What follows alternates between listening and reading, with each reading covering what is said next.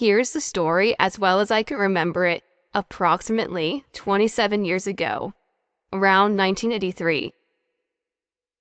Now, if my memory serves me right, this incident happened during the summer of 1983. We lived on Homestead Air Force Base, Florida, and my spouse had just been transferred overseas right after the birth of our child, and I was waiting to move overseas with him once he was settled.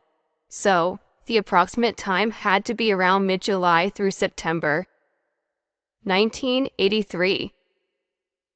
Additionally, I cannot remember exactly whether a hurricane was approaching or had just passed our area, but it was around this time. But fortunately, I do remember that the hurricane did change its course and headed up north along the eastern coastline, bypassing our area. This could help establish the time frame and verify when this incident occurred and to perhaps acquire a copy of the television news report if one was still available. My mother, recently deceased, had traveled up from the north to visit and help out. Now, both my mom and I were watching the local news when the news station reported that a horse was killed near the Everglades, on or near some farm. The place where this occurred was by the southern Everglades area, bordered nearby the base. The news report televised showed the horse's head completely torn off of its body, ripped apart from the horse's body like a piece of paper. The horse's body was intact and so was the head. The horse's head was just lying there separated from the body. The horse's body showed no signs of scratch or claw marks, chain marks, etc. An investigator, scientist, or biologist, cannot recall what the exact credentials were, stated that he believed it could have been possibly done by a Bigfoot who perhaps suffered some sort of personal loss, its mate dying, for example. Also being reported and shown was that there were no signs of other tracks, tires, or heavy equipment, eliminating the possibility that the horse was mutilated by some sort of machinery, or killed and dumped there as to seek some sort of retaliation to the owner of the horse. The investigator did point to a very large footprint in close proximity in the mud, which was reported and shown on air also.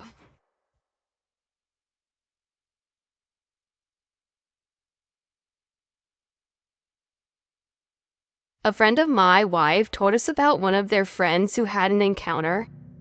I got in touch with him and he agreed to relate his experience.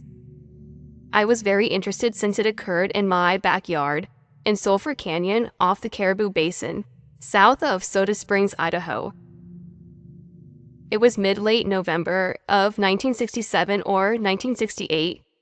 He was on a late deer hunt with some companions on the snowmobiles. Heavy snow was fallen, but it was calm. The man had shot a deer and was dragging it back to the snowmobile when across the canyon, he could just make out a figure coming down the slope about 1/4 mile distant. He thought it was his friend, a big guy, coming to help with the deer. It continued to approach and he left the deer laying in the snow to walk down to meet his friend. The figure didn't seem to notice him until it was within about 35 yards. Then it saw him and stopped with a look of surprise and an "oh shit" expression on its face. It had human-like features and a look of intelligence, not like going to the zoo and looking at a monkey. It stood very erect, was 6.5 feet to 7 feet tall, and was covered with a silver coyote-colored fur, about 3 inches long, longer on the backs of the arms. He felt no threat from the creature and both turned and retreated out of sight. He emphasized that Hugh has spent a lot of time in the woods and he knows what he saw.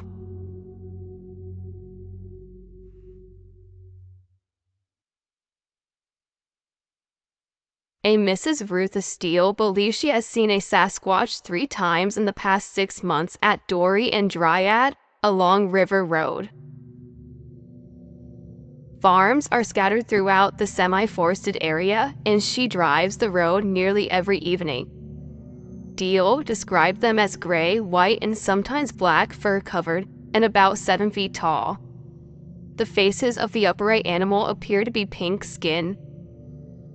Her first sighting occurred in 1996, and was a dirty white creature 6 or 7 feet tall.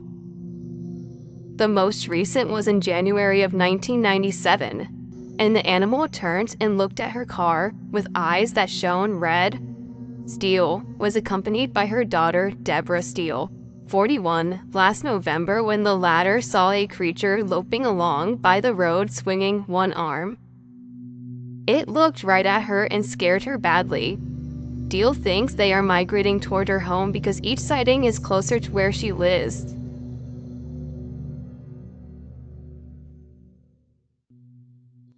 I live in Alpine, Utah. I have lived here my whole life. It's a small valley surrounded by the Wasatch Mountain. My encounter happened when I was 19 years old, right before I left on a LDS mission for the Church of Jesus Christ on Latter-day Saints. There is a canyon no more than 10 minutes from where I live. It's called American Fork Canyon. I was with 2 of my great friends who have also served LDS missions. I was about to leave for 2 years. I love the outdoors, but I wanted to spend my last couple of days camping up American Fork Canyon with my friends. It was Friday, June 27th, 2008. We found a place to camp a little bit north of Tibble Fork Lake. It's very peaceful and calm. It was getting dark and we just finished up fishing. My good friend Austin Hansen went to set up the fire, while his brother Alex and I went to the river below to clean off the fish. I remember Austin later that night telling us he saw someone walking in the brush by all of our camping gear. He didn't say anything. He just saw a big figure. He thought it was someone looking for something near our campsite. We came back and started cooking the fresh fish we just caught. We sat down, started talking about girls, our future, and while we were there talking, we heard a faint, eerie whistling noise. We didn't think much of it, maybe thinking it was some kind of weird bird in the trees. Maybe we had camped too close to its nest and we were bothering its family. It was a far-off distant sound. At times, it sounded like it was behind a bush listening to us. The closer it got, there was also a weird smell that accompanied it. It also felt to all of us that the eyes were on us. Curious eyes watching and listening, as if we didn't belong in this area. As we were getting ready for bed, I walked off maybe 10 yards to where we were going to be sleeping to go to the bathroom. I thought I saw someone maybe 40 yards away. It was walking right behind 2 big pine trees, and it stayed there for no longer than 30 seconds.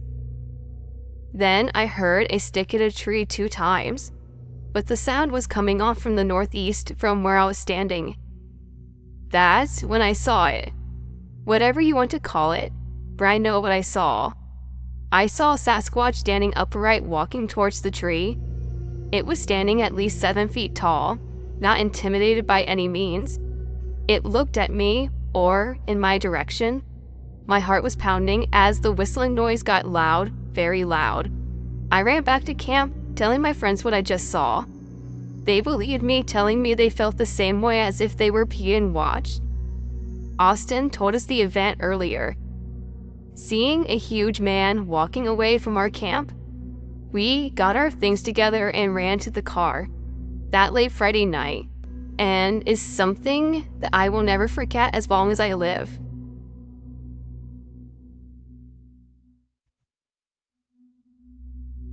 I was told this story 20 or more years ago by my mother, who passed away May 2006. It came up in conversation during which we were not discussing Bigfoot, but she retold a story that my grandfather had told her and her siblings 65 or 70 years earlier, roughly between 1916 and 1921. My grandfather and grandmother were Greek immigrants that worked in the fruit canneries in the Central Valley in California, and my grandfather worked many years for the Southern Pacific Railroad, doing track maintenance and building railroad track. My mother told a story that was refuted by her and her siblings when my grandfather told it. These were children of the early 1900s going to school bi and trilingual. As my mother told it, when Grandpa told the story, they were convinced that he was telling a tall tale, primarily because they all learned in school that there were no apes in North America. The story goes, Grandpa was working for Southern Pacific Railroad building track in the Northern California-Oregon border area in the early 1900s. I do not know the year during this work project. He was dispatched to work on line camp in the woods. They had a base that the work crew worked from, and each week the work crews would split into two-man teams that would work on an area clearing logs and ground. At the end of 1 week, they would go back to the base to check in and replenish their supplies, and then set out for the weekend for another week in the woods. During this time, one of the two-man teams came back to base with only one man. They were told that the other man had disappeared. The group at the base camp apparently gave a brief search, but to no avail. The next week, the crews went out and two-man crews and continued to work on the railroad line clearing. Some weeks later, I am not sure how long this was, as the camp moved north and the group of railroad workers came upon the missing man. He was naked and hysterical and crazed, and apparently died soon after he was found. He told of being abducted by a female ape that kept him in a large open pit. During the time he was in the pit, the man told of being forced to have sexual contact with the ape many times. It said that the ape kept him in the hole or pit by licking his hands and feet raw, so that he was not able to escape from the pit. Apparently, my grandfather saw this man's hands and feet and they were completely raw. My mother and her sisters and brothers laughed at my grandfather as someone who was uneducated and unable to understand that this was impossible due to the fact that there are no apes in North America.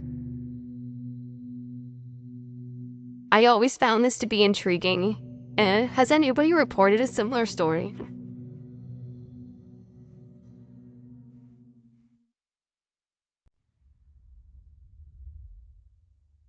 My mom told me the story of her sighting of Bigfoot when her and my father were on their way to my aunt and uncle's house, somewhere on the outskirts of Ada, Oklahoma, in the late 1950s before I was born. It was just the two of them traveling down a dark country road when my mom says that she saw this elusive creature making its way across the road. On the passenger side of the road, and that within a blink of her eyes it was gone. My dad completely missed the sighting. She said that it seemed to look over at them toward the car and hurriedly made its way down the embankment until it disappeared into the thicket. Every now and then I still ask my mom about what she remembers seeing that night, and her story remains the same. She described it as being a large hairy creature that walked upright with extremely long arms that swung from side to side as it steadily made its way into the woods. This story, like so many others, confirms in my mind that it is fact and not fiction, but continues to be just as mysterious today as it has for so many years now. When it's your mom telling the story, you know that there is something very real out there that has been able to evade us for centuries and continues to elude most of the human population with only those occasional rare sightings that keeps the rest of us wondering what it is or if it's actually real. As for me, it is still a mystery, for I do believe my mom saw the creature that the rest of us have only heard of, and I happened to hear about it firsthand.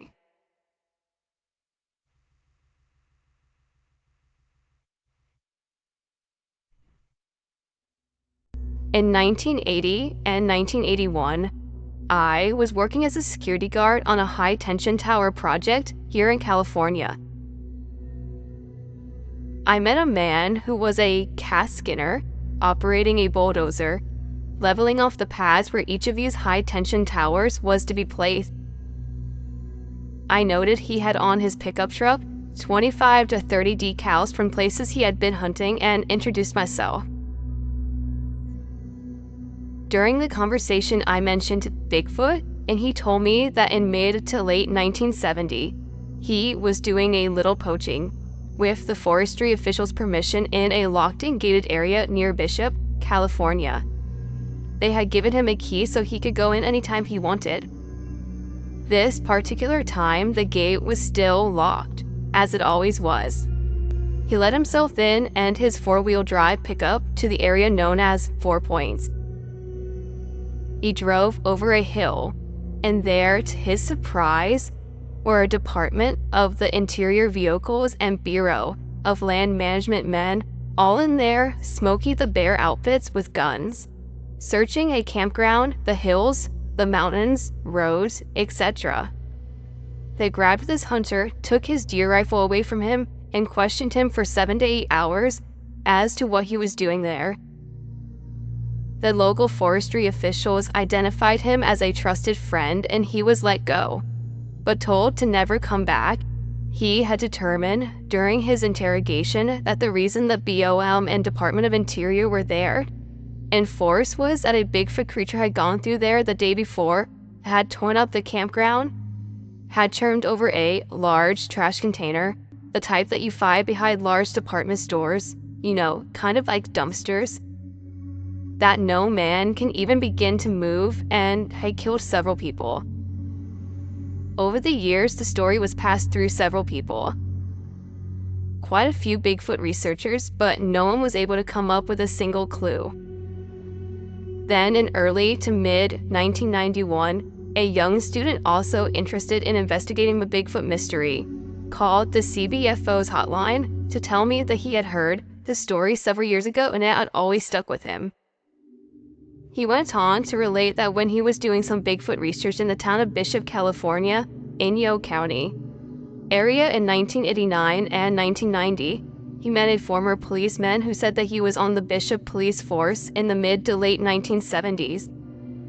A student related the foregoing story of Bigfoot to the ex-police officer from Bishop, and he confirmed it. The officer said that the story was the talk of the law enforcement agencies in that area at the time, but they were under tight orders not to say anything about the incident and related deaths.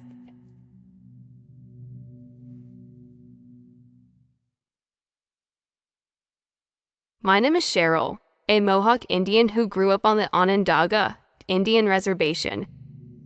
I'll never forget when my cousin and I saw Bigfoot. We were both 11 years old on March 11th, 1975, at 11 a.m. We left my aunt's house that morning and decided to cut through the woods, thinking it would be safer than two girls walking along the road. Throughout our walk, it seemed that we were being watched. We finally arrived at the halfway point of our journey when we reached the local abandoned gravel beds. I slid down the embankment first and my cousin followed. I started to play on the frozen mud puddle when she started to climb back up the hill to retrieve her glove.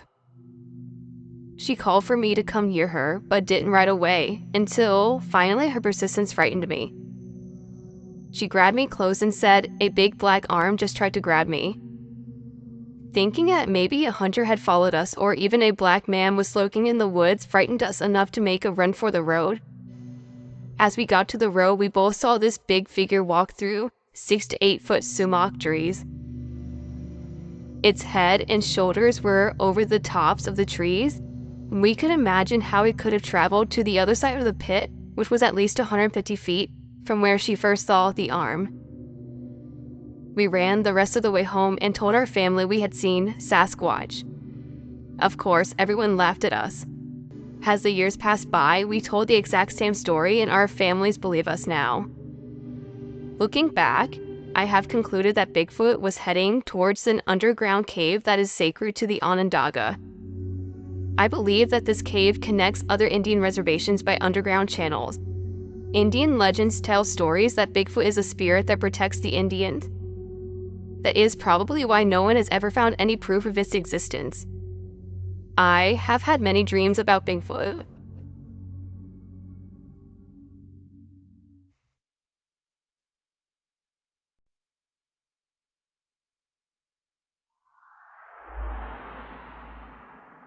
I had been out hunting and started back to the pickup since it was getting dark. I was following the railroad tracks when I heard something walking behind me. Thinking it was a bear, I stopped and looked back to the west and noticed it was walking on two legs, moving back into the woods. After a minute or so, I started walking to the east again, a little faster now. I had gone about 50 yards when it started throwing rocks at me. By now, I was getting spooked and broke into a run. It was keeping up with me, moving through thick vines and briars, and I was on the tracks. When I made it back to the truck, I got it and sat there a few minutes. I didn't see it anymore, so I drove home. The thing looked like a very large human, but had fur like a bear. It was about 7 feet tall with a long torso and long arms. It was dark color, but hard to tell for sure looking back into the sunset.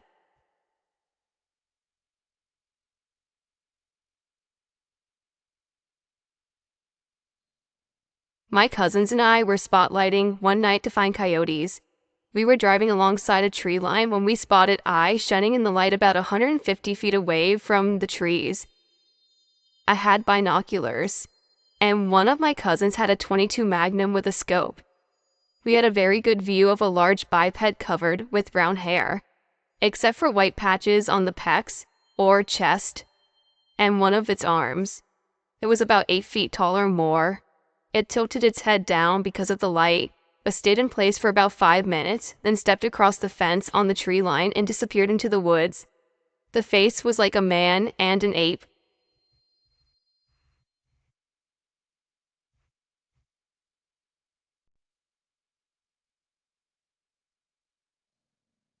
I was bow hunting and was ready to climb down and heard a noise and figured it was a deer, so I decided to stay because I had a light, so I got really quiet. And all of a sudden, I heard a tree being broken, and right away, I knew it was not a noise I had heard in my 20+ years of hunting. So I decided not to move at all, actually. I could smell a scent that was unfamiliar to me, and right away, something was strange. Then I got the feeling of being watched, and felt like I was intruding on something that did not want me there. A tree began to shake, a really big tree about 6 inches in diameter. Then something came flying by me. I think it was a rock. Then I looked in the direction the rock or whatever it was came from, and was paralyzed with fear, but never really felt threatened, and everything was silent. And there it was, something standing upright, and had hair hanging from it like a dog has hanging down from his belly. And it took one step, and made a sound I can't even describe. And then the woods came back to life, and I got my ass out of there. And I have never been hunting again anywhere. I sold all of my equipment and would never go back in the woods again. If I do, I will be heavily armed. It was about 1 mile from my home. I will not let my dog go outside without me or my wife watching them. And we always have a 40 cal gun where we can get to very fast. Has made my life miserable. I wish I had never seen that. This thing ruined my life.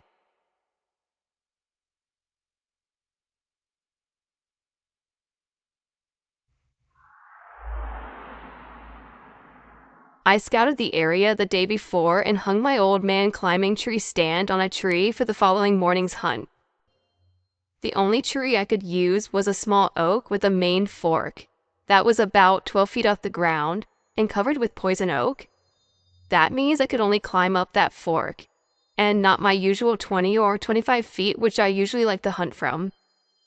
I'm not allergic to poison oak, so that wasn't going to bother me.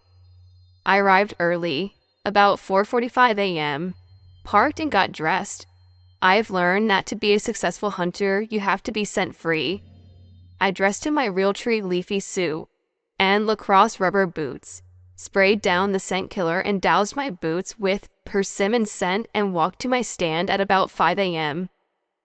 The moon was full, and I could see with the use of my streamlight with the morning dew. I made no noise getting to my stand and without scaring game off with a large flashlight.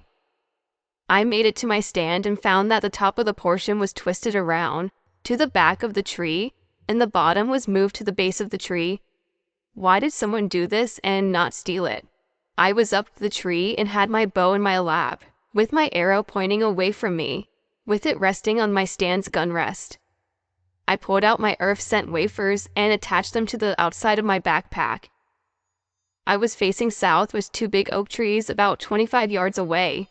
The clouds were moving fast with the full moon. I could somewhat see in the dark. I was very still and had everything camouflaged except my muzzy broadhead and the end of my arrow. It was about 5:30 a.m. when I heard something walk up from behind me. I turned slowly to see if I could see it. It was big and black, and at first I thought it was a couple hogs. They were too big to be hogs, and I wondered whose cows were loose in the refuge. I was wanting them to hurry up and leave so they wouldn't scare the deer, when something brushed up against my leg. I didn't hear anything climb up the tree with me, so I kept still. I was looking forward. Then I saw a big, black hand reach up and grab my muzzy broadhead. The hand was a shiny black, and the fingers were huge. The palms were also black like a gorilla. When it grabbed my broadhead, the razor blades cut him and it yelled like a bull. It was louder than a car horn and it was at my feet. It scared the crap out of me, so I started to yell back. And cussing. It ran off, breaking the trees and tearing down everything in its path. I sat there for 15 minutes until it got daylight and left. I believe that I scared him or her as much as it scared me.